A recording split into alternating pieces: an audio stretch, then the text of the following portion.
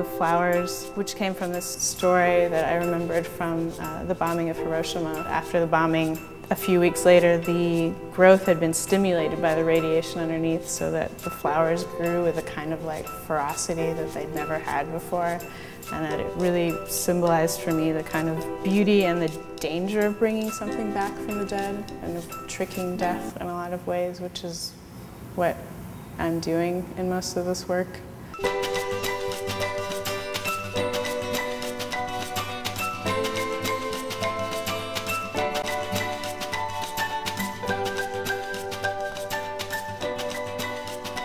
My name is Christina Pettersson.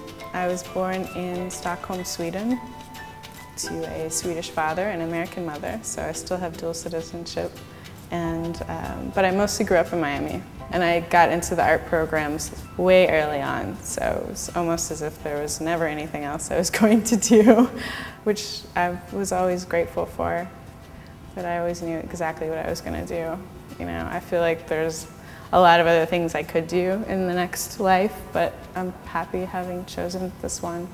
The interesting thing about the show, and probably this happens with a lot of artists I imagine, is you just do your work one by one, you know, and you don't think of it necessarily in terms of this grand scope of things. And so, you know, I've been making these drawings and putting them away, make a drawing and put it away, and it was only in the last couple of months actually that the word resurrection occurred to me, and that as soon as the word had occurred to me, I knew that that was what all these pieces were about. Imagine this woman in a warm carmine-colored Dr. Zhivago coat, walking into her past, or rather the way the past is enveloping this woman of the future. The last year is a video I did while on residency in the Vermont Studio Center, and I started as recording the ghosts of the place where I was living, and it ended up becoming a recording of the ghosts of myself and of my own past as I went and visited a number of places where I hadn't been for many years. And it was a collaboration also, my first collaboration between myself and a poet, and then using my own writing, which is something that I've been very happy to be able to do in video, because I haven't been able to do that in drawing.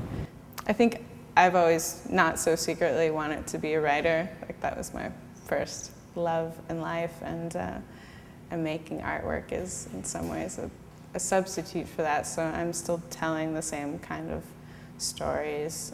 Drawing in a lot of ways reminded me of writing. The black and white, the graphite.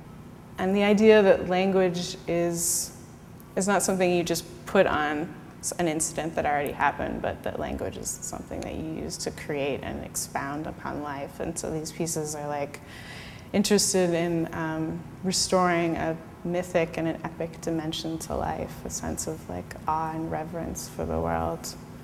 And I'd always drawn myself, so I was always completely comfortable doing that. You know, you're always your own best model. And my body becomes a sort of stand-in for the viewer.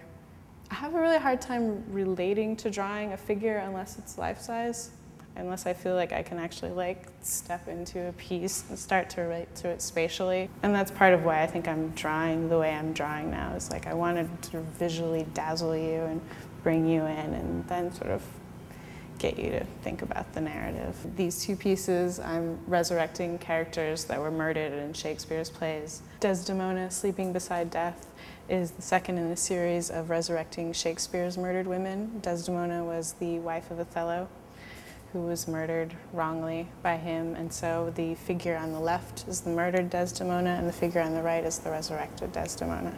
Most of these pieces, like start to finish, are 2 months. About 2-3 months maybe. In some ways it's hard to be so anal about the pieces, but it's really a part of what they are now. And usually in the first couple of weeks I start a big piece and I'm just like, what the hell am I thinking? Like, you know, it's a piece like this with all the water. I was like, you know, like I'm insane, I'm an idiot.